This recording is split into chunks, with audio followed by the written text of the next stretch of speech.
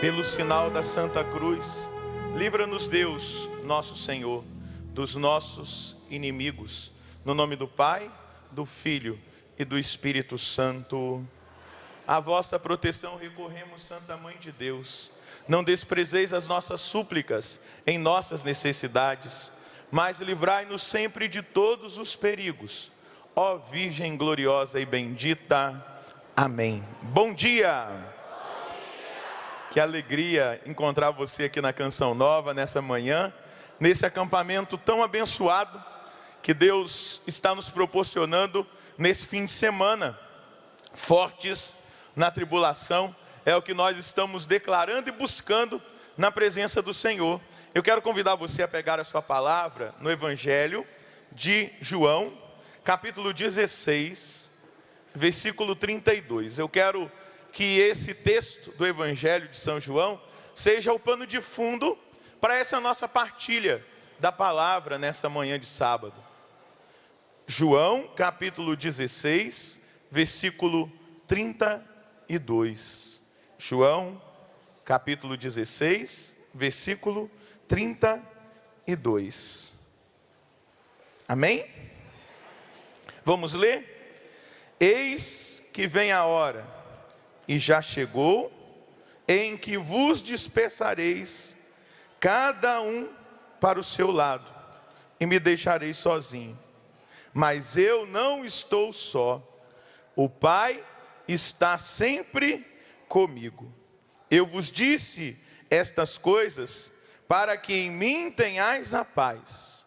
No mundo tereis aflições, mas tende coragem. Eu venci o mundo. Vira para quem está do seu lado e lê esse versículo. Eu vou repetir, porque você não vai poder olhar para quem está do seu lado e ler ao mesmo tempo, né? Diga para quem está do seu lado: no mundo tereis aflições, tereis tribulações, mas diz o Senhor, tende coragem, eu venci o mundo. Eu queria que você aplaudisse essa verdade da palavra de Jesus, palavra de salvação, palavra de vida eterna. E é muito bom nós compreendermos que o nosso Deus, que o nosso Senhor é realista conosco. Ele não nos engana. Nós não vivemos uma religião do engano. Nós não entramos para o serviço do Senhor, para o seguimento de Cristo enganados. Mas Ele nos revela as suas verdades.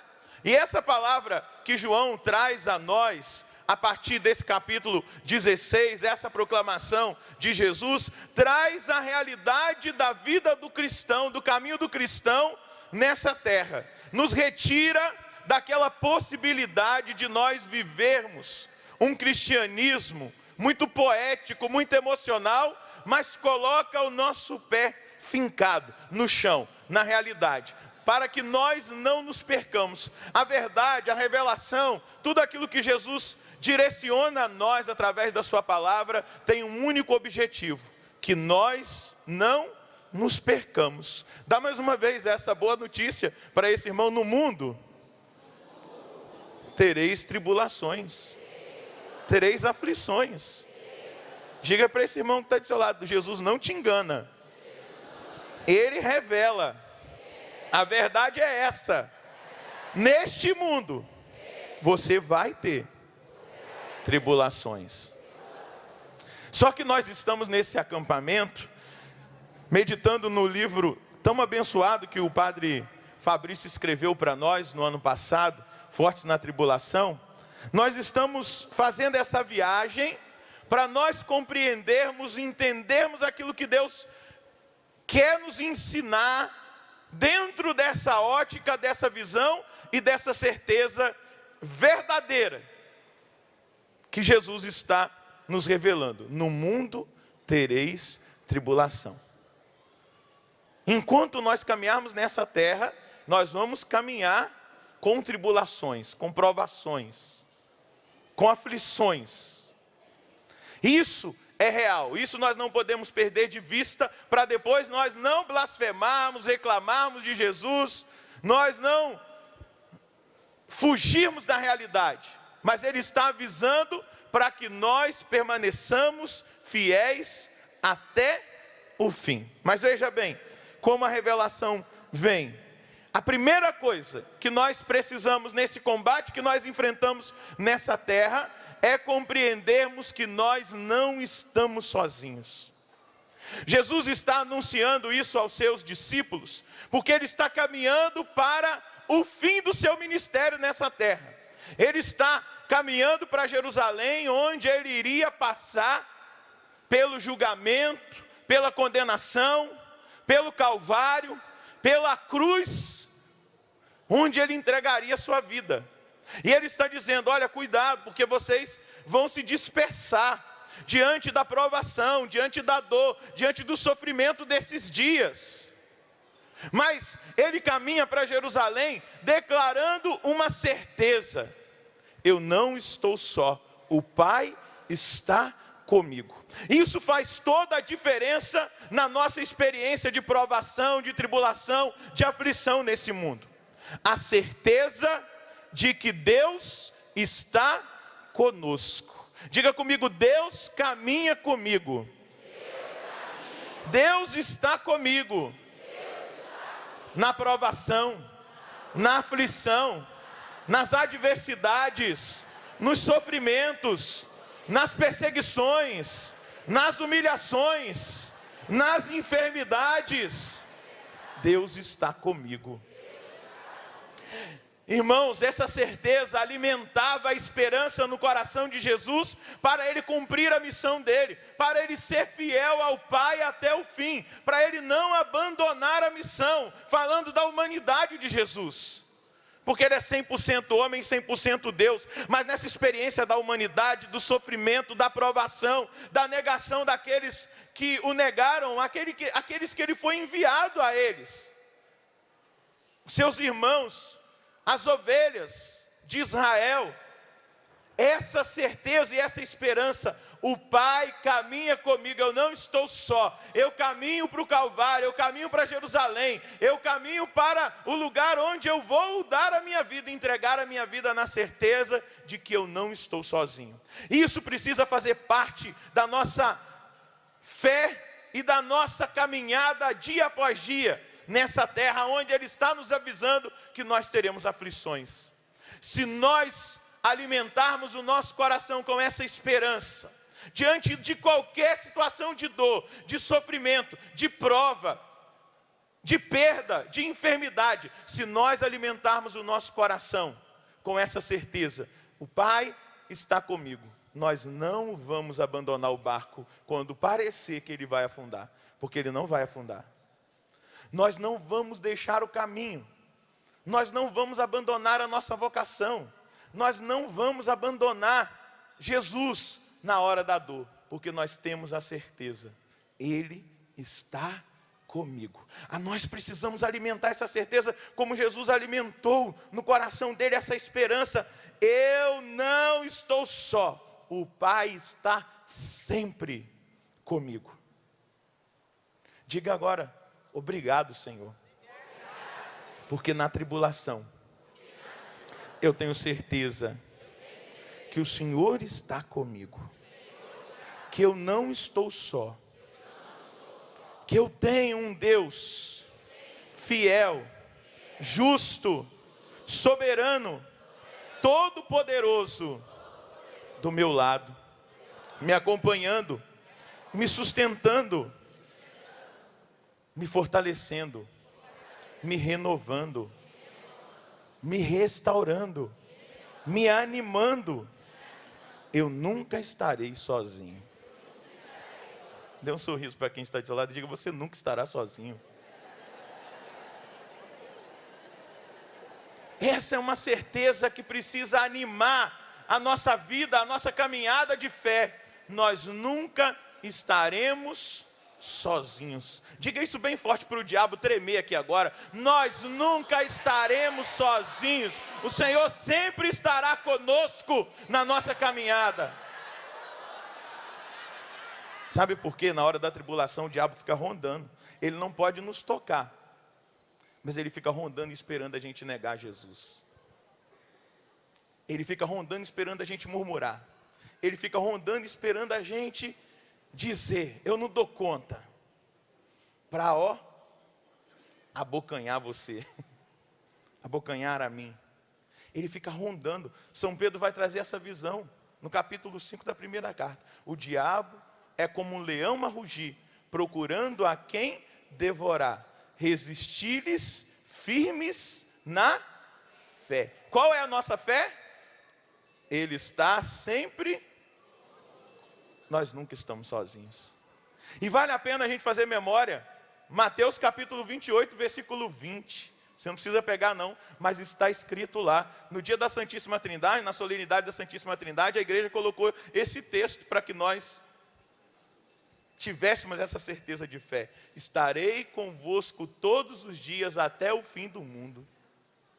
Ou seja, cristão, meu filho, minha filha, você nunca vai estar sozinho. Eu estarei sempre com você.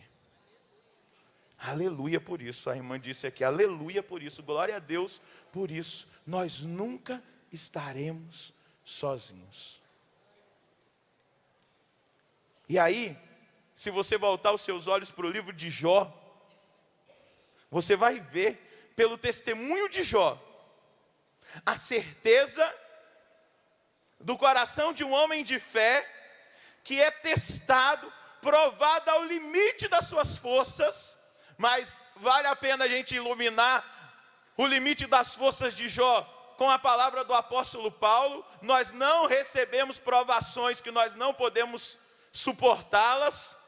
Tudo aquilo que acontece porque Deus sabe, dentro da permissão dele, que nós seremos capazes de suportar aquelas provações, aqueles sofrimentos, aquelas realidades que nós estamos passando. Deus deu a permissão, segundo o livro de Jó, para que o demônio, Satanás, provasse Jó, porque o Satanás questionou Deus, falando que Jó só era fiel, porque Jó não tinha problema, não tinha provação, Jó tinha prosperidade, uma família maravilhosa, e Deus permite que ele seja provado. A única coisa que ele não permite é que seja retirada a vida dele. E aí Jó vai perdendo tudo, perdeu as filhas, perdeu os bens, perdeu a saúde, ficou com lepra, e ainda colocaram 3 urubus do lado dele lá, 3, igual o padre Fabrício dizia ontem na homilia, né? Aqueles que só olham a carniça, os urubus que ficam rondando por aí, né? Colocou 3 urubus que se diziam amigos de Jó e que ficavam o tempo todo ali. Você está sofrendo porque você pecou, isso é maldição, isso é maldição, isso é maldição, isso é maldição. Jó não tinha pecado. Não era por motivo de pecado que Jó estava passando pela provação. Olha, perdeu tudo. Perdeu a família, perdeu os bens, perdeu a saúde e ainda tinha os urubus olhando para a carniça. Mas é tão bonito quando Jó, lá no capítulo 19, 20, ele vai dar um brado. No auge do sofrimento, da dor, onde ele podia estar sem esperança nenhuma, onde ele podia dizer, basta, eu já não aguento mais. Ele vai dizer, eu sei que o meu Redentor está vivo. Ou seja, eu sei que o meu Redentor está aqui comigo. Eu sei. E mesmo que me arranque esta carne, com os meus olhos, eu verei a Deus. Veja o que a fé, veja o que a experiência de fé faz na vida de um homem.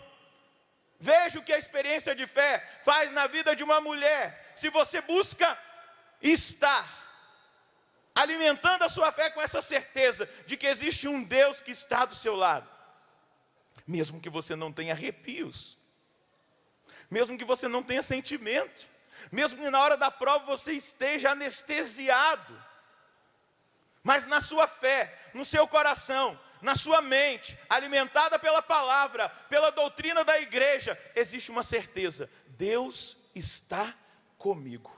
Eu posso testemunhar para vocês, o meu relacionamento com Deus é um relacionamento mais do silêncio de Deus do que Deus falando comigo. Eu quase não sinto nada, e quando eu sinto alguma coisa, eu aproveito quando eu estou sentindo, porque eu sou igual aquele menininho, não estou sentindo nada. Não estou sentindo nada, não sinto. Nossa, padre, mas e tudo aquilo que acontece, os milagres na missa do clube, aquela maravilha toda, é a daquela hora. Depois daquilo ali, não estou sentindo nada, mais nada. Mas, no silêncio de Deus, eu escuto a voz dele, mesmo ele em silêncio. Padre Roger, eu estou contigo. Porque eu não preciso escutar, eu não preciso sentir, eu não preciso me arrepiar. A minha fé me diz que Ele está comigo e estará comigo até os fins dos tempos. Padre Fabrício sabe muito bem as provações, e eu sei que esse livro é fruto disso, as provações que nós vivemos na missão de Palmas. Muita dor, muito sofrimento. Se não fosse a amizade dele e a minha com ele, que a gente andava todo dia à tarde dando a volta no Palácio dos Girassóis, que é a segunda maior praça do mundo, só perde para o Vaticano, eu e ele, a gente andava todos os dias. Quem é de Palmas que está escutando sabe, a gente dava a volta, partilhando as dores, os sofrimentos, um sustentando o outro, e essa certeza de que Deus está conosco. Na minha ordenação, como eu disse para você, eu não senti nada. Estava no auge da aridez, num deserto. Eu sou super emotivo, eu choro à toa. Eu não senti absolutamente nada. Deus me presenteou. Insensível. Eu estava insensível. Mas existia uma certeza. Deus estava comigo. Quando eu me prostrei, lá na minha cidade, em Itaperuna, no chão do Centro de Formação João Paulo II, onde eu fui ordenado, naquela hora, a minha certeza de fé, quando cantou a ladainha, os anjos, os santos, a Virgem Maria, a Santa Mãe de Deus, eles estão aqui comigo. Eu posso ter a certeza do peso da glória do céu que agora se derrama sobre esse lugar, sobre essa cidade, porque a minha fé me dá a certeza de que Deus está comigo. Mas eu não senti nada, eu não derramei uma lágrima, eu não tive uma emoção, porque Deus é assim comigo, e eu amo do jeito que Ele me trata. Santa Teresa d'Ávila dizia, se é assim que Ele trata os amigos dele, é por isso que Ele tem poucos. Por isso que Ele tem poucos, mas é assim que Ele trata os amigos dele. E eu não fiquei com raiva dele, não senti nada. Fui celebrar minha primeira missa. Eu proclamei, isto é o meu corpo pela fé. Eu não senti nada. Eu proclamei, este é o cálice do meu sangue pela fé. Eu não senti nada, mas eu sabia pela fé. E isso é importante você guardar. A fé da igreja vai te sustentar na fidelidade até o último dia da sua vida. A igreja me dava a certeza que Cristo estava ali. Corpo, sangue, alma e divindade. Eu não precisava sentir, me emocionar, chorar, me arrepiar, para eu ter a certeza que Ele estava ali. A igreja me dá essa certeza, Ele estava ali. E deixa eu dizer para você, a palavra de Deus e a doutrina da igreja dá a certeza a você, que na hora da prova Deus está contigo, e você não está sozinho. Não abandone a Deus por causa da ausência do sofrimento, do sentimento. Quando você não sente, quando não tem emoção, quando passou aquela emoção do primeiro amor, e a hora da raça que você vai ter que estar ali, porque você ama a Deus, e você sabe que Ele te ama, Ele não vai descolar de você, desculpa usar essa palavra, mas Ele não vai deixar você, não o deixe, porque a promessa dEle é essa: estarei convosco todos os dias, até os fins dos tempos. Veja que bênção. Diga para o seu irmão, que bênção. Você não estará sozinho. E é tão bom quando a gente vai visitar. Bom no sentido da fé, tá? Não no sentido do sofrimento. Quando você vai ver uma pessoa ali em cima de uma cama, numa fase terminal de um câncer. Você olha para o rosto daquela pessoa, você descobre a paz, a serenidade, a certeza de que Deus está com ela. A certeza de que Deus está segurando na mão dela. Ela está ali,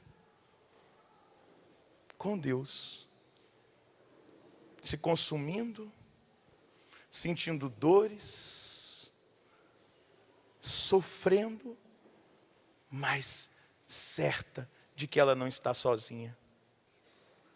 Quando a gente atende uma mãe de um jovem que está no crack, aquela mãe derramando lágrimas por causa da situação do seu filho, e você vê no rosto dela uma certeza de que Deus está com ela. De que os olhos dela verão o Redentor, porque Ele está vivo. Mesmo se ela não vislumbrar aqui nessa terra, ela tem a certeza de que cada lágrima, de que cada oração, de que cada entrega do filho dela a Jesus não foram em vão, porque ela o verá no céu. Porque ela nunca caminhou sozinha. Ela não buscou nas forças humanas, mas ela buscou em Deus a força, o sustento, a coragem de continuar caminhando. Nós não estamos sós. E aí Jesus vai continuar no texto do Evangelho de João, dizendo: eu vos disse estas coisas, para que em mim tenhais a paz. Esse capítulo que eu estou meditando com vocês, esconderijo ou refúgio, que é o capítulo 3 do livro, na página 31, e aí seguintes, o Padre Fabrício vai nos ajudar a fazer essa experiência de encontrar uma paz verdadeira, que não é a ausência de provação, a ausência de sofrimento, a ausência de dor, mas essa paz que é encontrada na certeza de uma presença misteriosa, de uma presença real, forte, do nosso lado, do nosso Deus, daquele que nos conduz, daquele que nos sustenta, daquele que nos renova. Essa paz que vai habitar no nosso coração diante dessa certeza, que habitava no coração de Santa Mônica, quando ela foi diante do bispo chorando, dizer o tempo que ela rezava pelo filho dela, Agostinho, e ela não via transformação. E o bispo diz para ela: Deus vai honrar, Mônica, as suas lágrimas.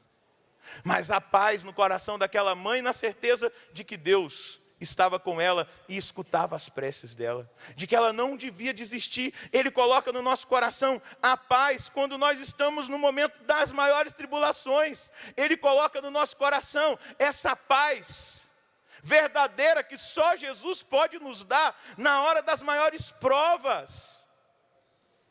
Ele coloca a paz no nosso coração quando nós temos essa certeza de fé. No mundo tereis tribulações. Ele não nos engana. E aí eu quero fazer memória de um cristão chamado C.S. Lewis, que ele vai dizer: se você está buscando uma religião que te deixa no comodismo, eu não te aconselharia o cristianismo. Se você busca uma religião que vai te enganar, te prometendo prosperidade, por isso que a prosperidade, essa teologia da prosperidade não é uma teologia cristã, que só prega bonança, dinheiro. Isso é engano. O meu Senhor, o seu Senhor, está dizendo: nós teremos aflições. Quando Ele chamou os discípulos, Ele disse: aquele que quer vir em meu seguimento, assuma a sua cruz, renuncie a si mesmo, vem e siga-me, vem e segue-me. Esse é o caminho. Nós não podemos nos deixar enganar. Nós não somos masoquistas, nós não estamos nesse acampamento forte na tribulação, porque nós somos masoquistas e gostamos de sofrer. Não, a inspiração desse acampamento é para fazer de você um homem e uma mulher forte, para vencer a tribulação, aqui nessa terra até o último dia, até a cruz, mas saber que depois da cruz existe ressurreição, saber que existe um céu, saber que existe o alívio. Deixa eu dizer uma coisa, fala até baixo. O alívio vai ser só no céu. Não adianta. Aqui não vai ter, não alivia não. Vai ser no céu. Mas essa certeza desse Deus que nos acompanha, e deixa eu dizer uma coisa, cada vez mais vai ser um desafio ser cristão. Cada vez mais o materialismo, o relativismo, cada vez mais essa vida imoral que está sendo proposta aí fora, nas TVs, nas novelas, nas músicas, isso vai crescer. Porque vale lembrar o que no livro das Revelações, do Apocalipse, no capítulo 2, João traz como revelação. O diabo sabe que lhe resta pouco tempo. Então ele vai fazer barulho. Ele vai tentar nos desviar. Ele vai tentar te vencer, te seduzir, te desviar da fidelidade, te retirar do caminho, fazer com que você abandone o caminho do Senhor, que você se esconda, que você não enfrente. Ele vai tentar, porque ele sabe que resta pouco tempo, só vai crescer essa imoralidade, só vai crescer a aprovação dessas leis, esses projetos, só vai crescer. João Paulo II, no ano 2000, na virada do milênio, dizia: o século 21, um novo milênio, será o milênio dos mártires. Será o milênio dos mártires. Ele estava dizendo, e essa semana eu recebi do site Zenit uma entrevista de um cardeal do Vaticano dizendo que na história da igreja não existe um tempo que tenha mais mártires do que o nosso. Veja bem, Roma inteirinha, debaixo de Roma, existem os túmulos dos mártires, milhares. E esse cardeal vai dizer que o nosso tempo é o tempo que tem mais mártires na história da igreja. Então, meu amado, então, minha amada, como aqueles homens e aquelas mulheres chegaram ao martírio? O Padre Fabrício diz isso ali no livro. Como eles tiveram paz de derramar o próprio sangue. E se você já assistiu o filme Covardes, alguém já assistiu esse filme? Covardes? Levanta a mão quem já assistiu. Vale a pena, viu? Às vezes a gente assiste tanta porcaria. Agora é a onda dos vampiros, né? Todo mundo quer ver vampiro que beija na boca e fica grávido. É a onda dos vampiros. É vampiro para todo lado. Você vai lá no cinema, é vampiro, é vampiro, é vampiro. Tudo é vampiro, é livro de vampiro. Mas esse filme Covardes mostra o martírio. Quando Nero coloca fogo em Roma e coloca a culpa nos cristãos. E eles vão ser queimados nas cruzes, em praça pública. Eles vão para o Coliseu serem comidos pelos leões. E o que mais atordou o imperador e os capachões dele, vou falar a palavra, desculpa, os puxa-saco do imperador, quando aqueles cristãos vão para a arena cantando louvores a Deus, numa paz, na certeza de que eles estavam fazendo a vontade de Deus.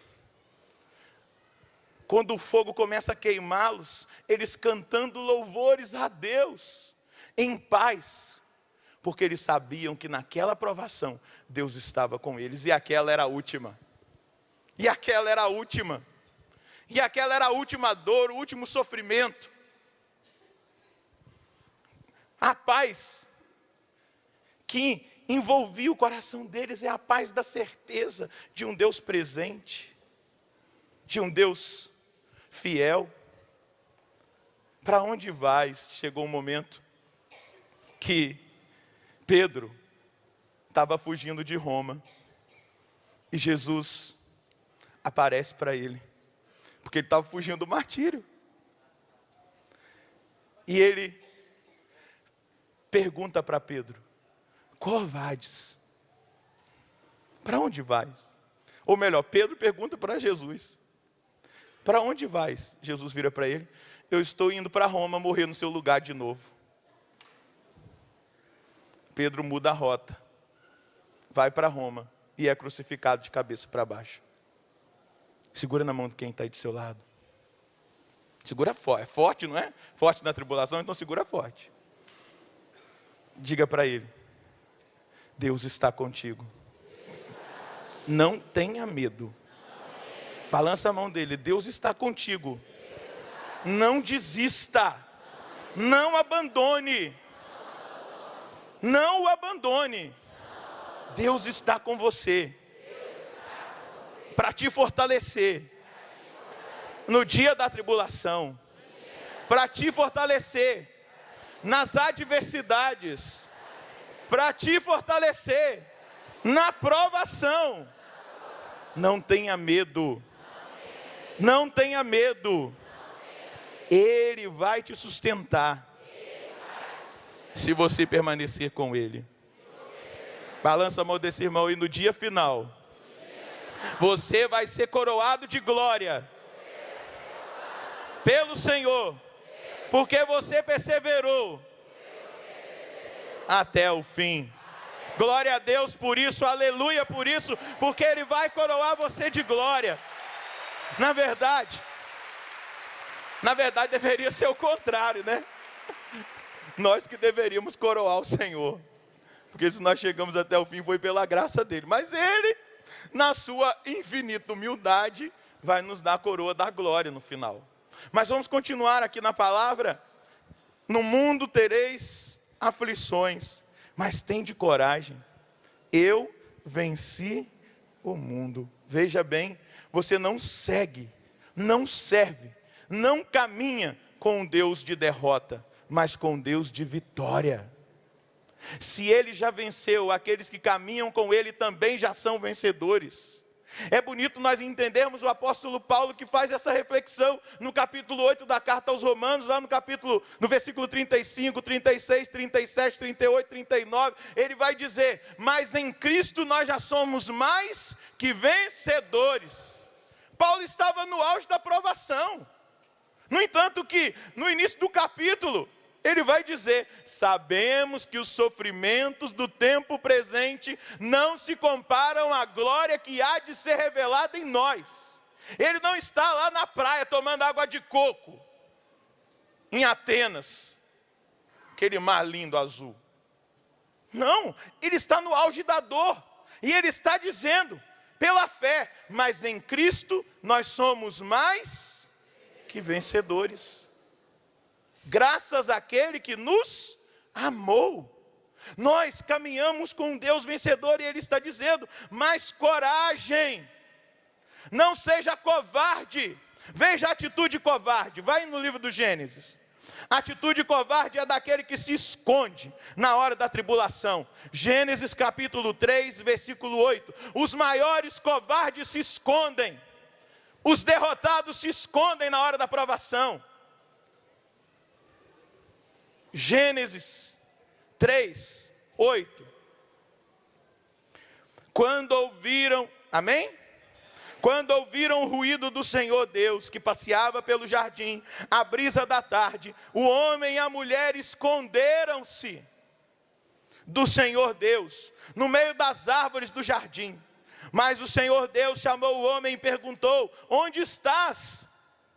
Ele respondeu: ouvi teu ruído no jardim, fiquei com medo porque eu estava nu e escondi-me. Os covardes, Adão e Eva foram covardes, não assumiram aquilo que eles fizeram, se esconderam com medo de Deus. Os covardes se escondem, e aquele que se esconde nunca experimenta a vitória. Aquele que foge do problema, aquele que cria artifícios para fugir do problema, nunca vai vencer o problema, porque no esconderijo o problema só vai aumentar. Tudo que eu estou dizendo, eu estou copiando o Padre Fabrício. Depois é com ele. Aquele que se esconde ele não consegue vencer o problema, porque no esconderijo, ao fugir do problema, ao se esconder, ele não obtém força, ele só se esgota, ele só se esfola mais. E cada vez mais o problema vai se tornando maior na ótica daquele que se esconde. Cada vez mais o problema vai se tornando impossível na ótica daquele que se esconde, não consegue vencer. Adão e Eva se esconderam. Você acha que Deus queria dar a eles o perdão? Deus não queria, em hipótese alguma, condená-los. Depois eles nem assumem aquilo que eles são. Diante de Deus, um joga a culpa para cima do outro. No entanto que Deus continuou a amizade. Deus era amigo de Adão e Eva. O que eu disse? O padre Fabrício é meu amigo, e nós caminhávamos na brisa da tarde, uma brisa quente em Palmas, pelo jardim do Palácio de Palmas, do governo, a Praça dos Girassóis. Deus era amigo de Adão e de Eva, e ele foi passear como se nada tivesse acontecido. Eles que se esconderam do problema que eles causaram, eles que foram para o esconderijo. E aí, no livro Forte na Tribulação, o padre Fabrício vai dizer do ratinho que se esconde do gato. Rato é um bicho que vive escondido, né? Só aparece de noite. Lá em casa tinha rato. Meu Deus, teve um dia que ele apareceu de noite, eu chamei o seminarista, correram, abriram tudo quanto era lugar e não acharam o rato. Escondido. Depois a minha vingança foi... Chumbim resolveu. Tadinho do rato, tadinho de mim pegar leptospirose. Tadinho nada. Fazendo xixi nas louças, comendo as comidas, as frutas. Mas o ratinho fica escondido. E geralmente na escuridão. O esconderijo nos coloca num estado de escuridão, onde nós não conseguimos enxergar a luz da vitória. No esconderijo a gente não consegue enxergar. Sabia? Quem se esconde não encontra a luz. Eu nunca vi um rato, a não ser quando ele sai correndo para atravessar um lugar de dia, mas ele só fica ele só sai na escuridão, ele não vê a luz. Então, meu irmão, não se esconda. O esconderijo é o lugar do imaturo na fé. O esconderijo é o lugar daquele que não tem a certeza dessa presença de Deus. Aquele que se isola. Quem se isola no esconderijo corre o risco de, na escuridão, perder a própria vida, perder a própria fé, perder o dom maior que Deus nos deu. Aquele que se coloca no esconderijo não consegue enxergar a luz no fim do túnel. Não consegue, diante do problema, ver a luz lá no final e dizer: a esperança ainda tem jeito. Quem se coloca no esconderijo cai no risco de viver uma vida de depressão, de angústia, de incertezas, de medo, vida sem sentido, porque escondeu, ou até mesmo escondeu o problema para si e não conseguiu colocar o problema diante da luz. Ficou remoendo ali na escuridão o problema e não viu o sentido, a luz. Adão e Eva se esconderam de Deus. Mas eu estou aqui para dizer para você que a sua opção tem que ser a outra. Você vai decidir, mas a sua opção tem que ser o refúgio. Buscar o refúgio. Na hora da prova, na hora da dor, na hora da angústia, na hora do sofrimento. Eu não vou me esconder, mas eu vou buscar refúgio no Senhor. Na hora que parece que as minhas forças estão acabando, eu não vou me esconder, eu vou buscar refúgio no Senhor, porque nele eu vou experimentar a iluminação, a luz. Eu vou ver uma luz no fim do túnel, eu vou ser fortalecido. O esconderijo é o lugar dos fortes, daqueles que querem ser fortes na tribulação. O esconderijo, ou melhor, o refúgio Desculpa, o refúgio é o lugar dos fortes. O refúgio é o lugar daqueles que, experimentando a força, vão vencer a tribulação. O refúgio é o lugar dos vencedores. Porque você não está refugiando-se em ninguém, mas você está se refugiando em Deus, no Senhor, aquele que é a solução. Pega a sua Bíblia e abra Marcos capítulo 14. Vamos aprender com Jesus.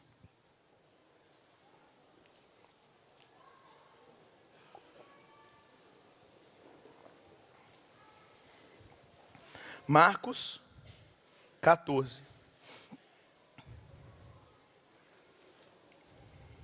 Versículo 32. O que ele disse no texto de pano de fundo? Eu não caminho sozinho. O Pai está sempre comigo. Veja o que acontece. Marcos, capítulo 14, versículo 32.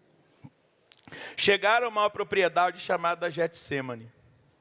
Jesus disse aos discípulos: sentai-vos aqui enquanto eu vou orar. Levou consigo Pedro, Tiago e João. E começou a sentir pavor e angústia. Jesus então lhes disse: sinto uma tristeza mortal. Ficai aqui e vigiai. Jesus foi um pouco mais adiante, caiu por terra e orava para que aquela hora, se fosse possível, passasse dele. Ele dizia: Abá, Pai, tudo é possível para ti. Afasta de mim este cálice, mas seja feito não o que eu quero, porém o que tu queres. Quando voltou, encontrou os discípulos dormindo. Então disse a Pedro: Simão, estás dormindo? Não fostes capaz de ficar vigiando 1 hora, só 1 hora? Vigiai e orai, para não cairdes em tentação. O espírito está pronto, mas a carne é fraca. Jesus afastou-se outra vez e orou, e repetindo as mesmas palavras, voltou novamente e encontrou-os dormindo, pois seus olhos estavam pesados de sono. E eles não sabiam o que responder. Ao voltar pela terceira vez, ele disse: ainda dormis e descansais? Basta, chegou a hora. Vede, o Filho do Homem está sendo entregue às mãos dos pecadores. Levantai-vos, vamos, aquele que vai me entregar está chegando. Palavra na salvação. Jesus se escondeu? Sim ou não? Ele foi buscar refúgio no Pai. E é bonito, porque às vezes a gente busca refúgio nas pessoas. Foi maravilhoso ser sustentado pela amizade do Padre Fabrício lá em Palmas. Mas o meu refúgio não era ele. Nós partilhávamos. O meu refúgio sempre foi o Senhor. E por isso eu estou aqui. Por isso ele está aqui.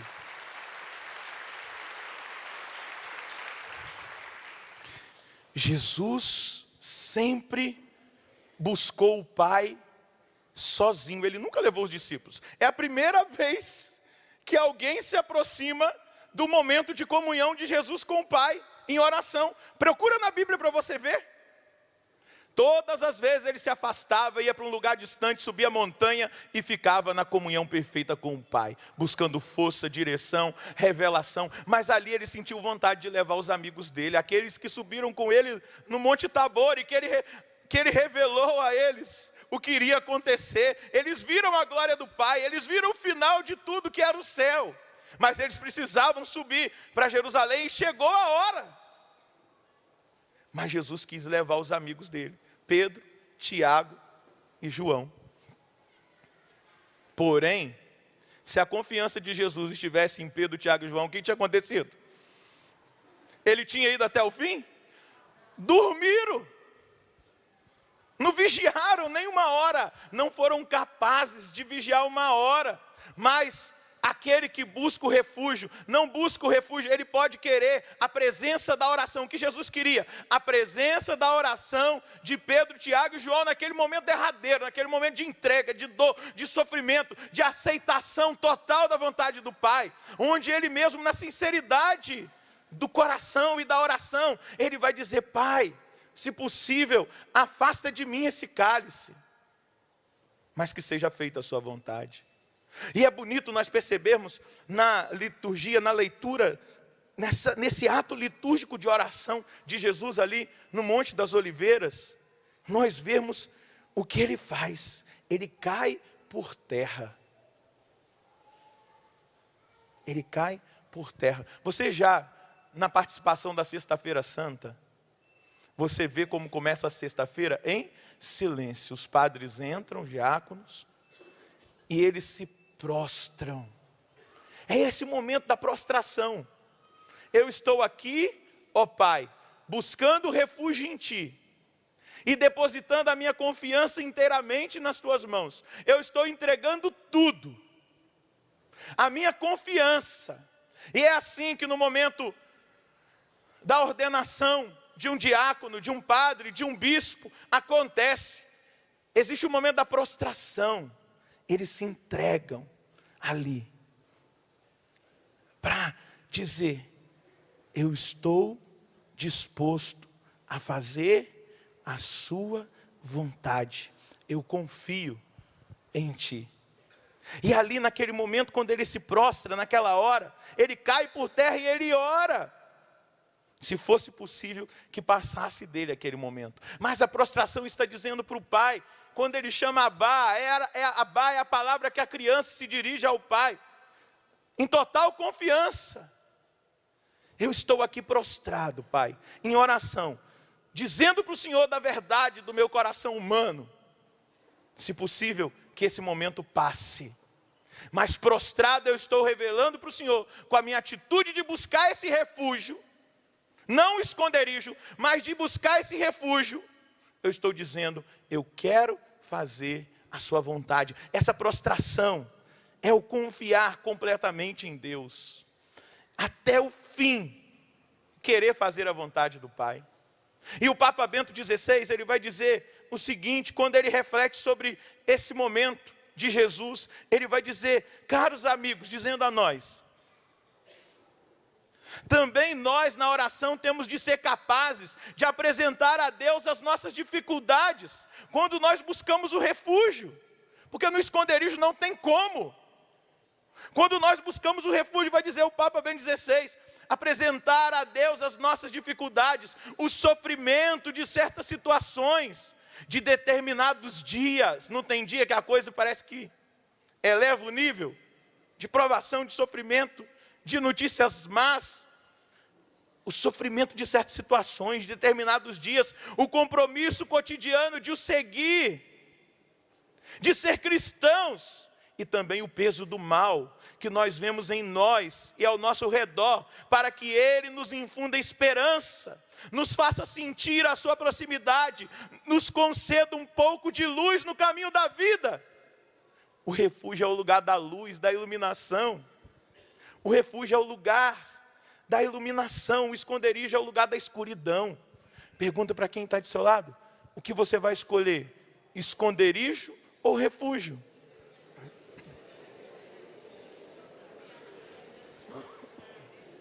Pergunta para quem está do outro lado: o que você vai esconder? O esconderijo? Escolher o esconderijo ou o refúgio? O refúgio é o lugar da escuridão total, da ausência de luz, de iluminação, de resposta, de fortaleza. Mas o refúgio é o lugar secreto, onde nós nos colocamos diante do Deus forte e vencedor, e saímos de lá fortalecidos para vencer, fortes na tribulação. O esconderijo é esse lugar de derrota, mas o refúgio é o lugar da vitória, é o lugar da fortaleza, é o lugar da restauração, é o lugar onde Deus nos coloca de pé, para nós olharmos para o fim e dizermos: Senhor, eu vou passar por esse corredor difícil. Você já passou por um corredor polonês?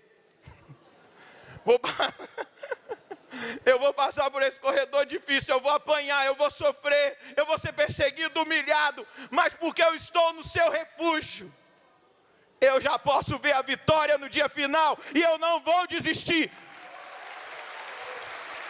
Esse refúgio é o lugar onde o nosso querido Papa está dizendo a nós, é o lugar de pedir, é o lugar de colocar no Senhor a nossa confiança. Diga para o seu irmão, por isso, meu irmão, assuma hoje, nessa manhã de sábado, que você está fazendo a opção pelo refúgio. Se até agora você estava escondido no esconderijo, é hora de destruir o esconderijo e correr para o refúgio, onde Deus está, onde a esperança vai voltar, onde a fortaleza vai se estabelecer, onde você será forte para vencer a tribulação, onde você, meu irmão, vai experimentar de Deus uma graça tão sobrenatural que vai te levar à fidelidade até o último dia. Você tem o livro Forte na Tribulação? Pega aí na página 42. Eu quero ler um texto que o Padre Fabrício colocou aqui do Catecismo da Igreja. 42, vamos ler junto? Já achou aí? Lá no finalzinho, perto do barquinho. Nessa viagem que nós estamos fazendo. Livro na mão. Ouvido, como ele ensinou na pregação de manhã. Quando um burro fala, o outro. Como é que é, padre? Murcha a orelha? Vamos murchar a orelha para a gente escutar bem o que a igreja está dizendo. A fortaleza é a virtude moral que dá segurança nas dificuldades, firmeza e constância na procura do bem. Ela afirma a resolução de resistir às tentações e superar os obstáculos na vida moral. A virtude da fortaleza nos torna capazes de vencer o medo, inclusive da morte, de suportar a provação e as perseguições. Dispõe a pessoa a aceitar até a renúncia e o sacrifício de sua vida para defender uma causa justa. Minha força e o meu canto é... Pergunta para o seu irmão, onde é o lugar que você vai encontrar fortaleza? No esconderijo ou no refúgio?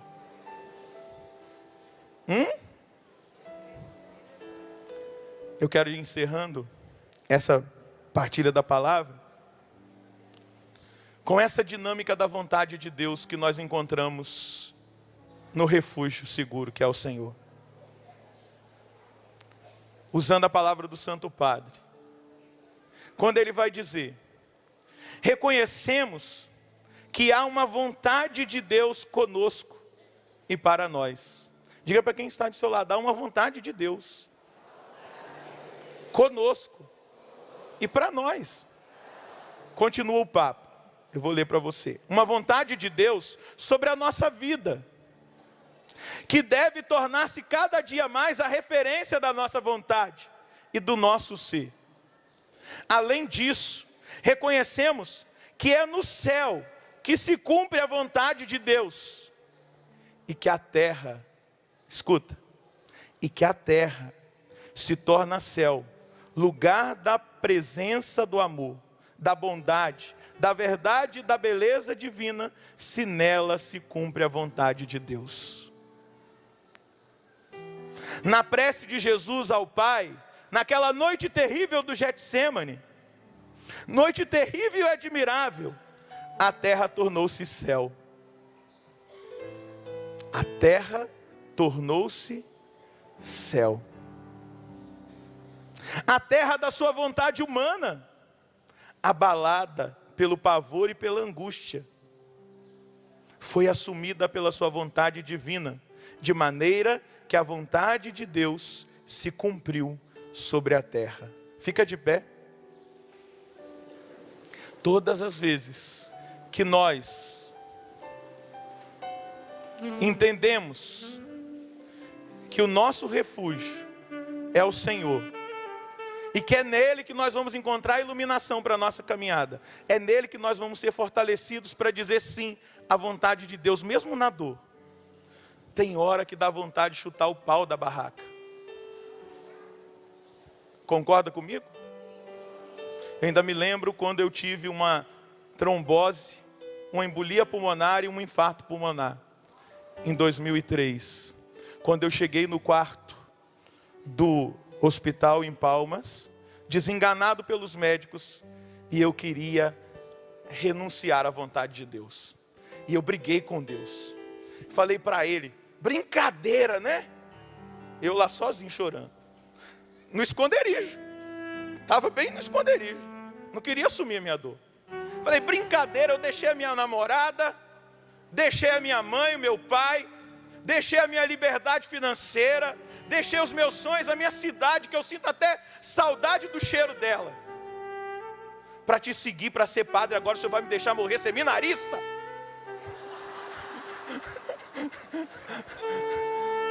Fala sério. Estava no esconderijo. Aquilo que eu estava vivendo não era o céu, era o inferno, porque no esconderijo a gente experimenta o inferno.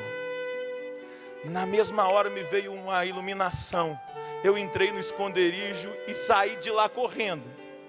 Eu preciso ir para o refúgio.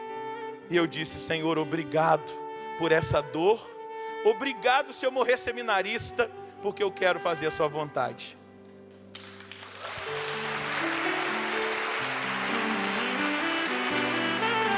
Daí a pouco chegou o nosso bispo para me dar a extrema unção, porque eu podia morrer a qualquer momento.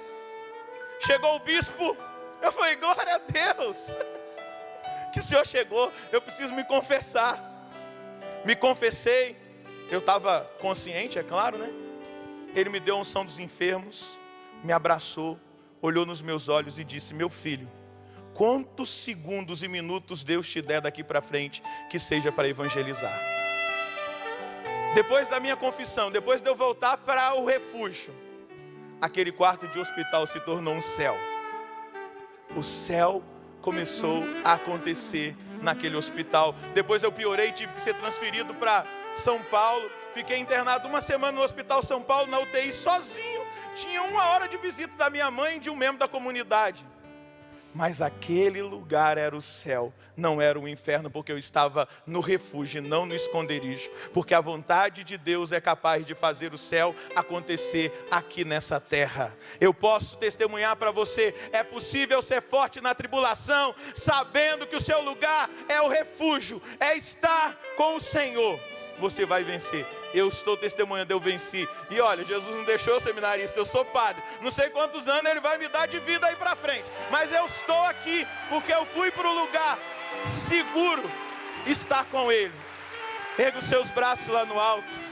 Se até agora você estava no esconderijo, diga um basta para esse esconderijo agora. Diga para o Senhor agora em oração, falando para Ele com a sua voz, com toda a entrega da sua vida nesse momento. Senhor, eu quero sair do esconderijo e eu quero entrar correndo agora. Eu quero entrar correndo agora no refúgio, onde eu tenho segurança, onde eu vou receber fortaleza, onde eu vou descobrir que eu posso ser forte na tribulação, onde eu vou ver a luz no fim do túnel, onde eu vou receber sabedoria, onde eu vou receber graça para continuar te seguindo, Senhor. Eu quero, Senhor, estar nesse lugar, esse lugar que o Senhor preparou para mim, no seu coração. Eu quero estar na sua presença, eu quero me prostrar como o Senhor Jesus se prostrou lá no Monte das Oliveiras, e eu quero dizer, seja feita na minha vida a vossa vontade, porque a vossa vontade, Senhor, para mim, vai fazer acontecer nessa terra o céu. Eu quero experimentar a sua graça, Senhor. Essa é a minha escolha, é deixar o esconderijo e entrar no refúgio. Eis-me aqui, Senhor, para fazer a vossa vontade e não mais a minha. Eis aqui, Senhor, para experimentar a fortaleza na tribulação. Eis-me aqui, Senhor, para experimentar essa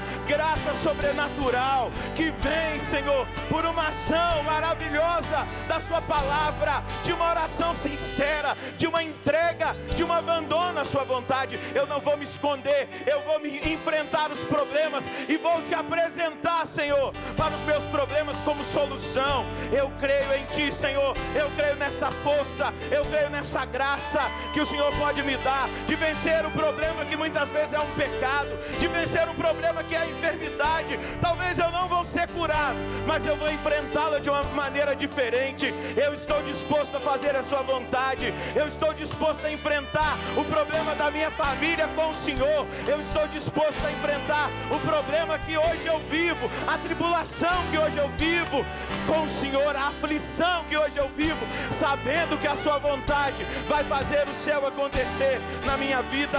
Eu quero ser forte na tribulação. Vai dizendo para Ele: eu quero ser forte na tribulação. Diga agora em oração, tenha coragem. Eu quero ser forte na tribulação, eu quero ser forte. Eu renuncio o esconderijo e eu entro nesse refúgio. Tu és o meu refúgio seguro, Tu és a minha fortaleza, a minha salvação. Tu és, Senhor, Tu és aquele que eu espero encontrar cada dia nesse lugar, Senhor Deus, nesse lugar de adoração, nesse refúgio. E solta a sua voz nos seus braços, solta a sua voz na linguagem do Espírito. Rega esse momento com a oração.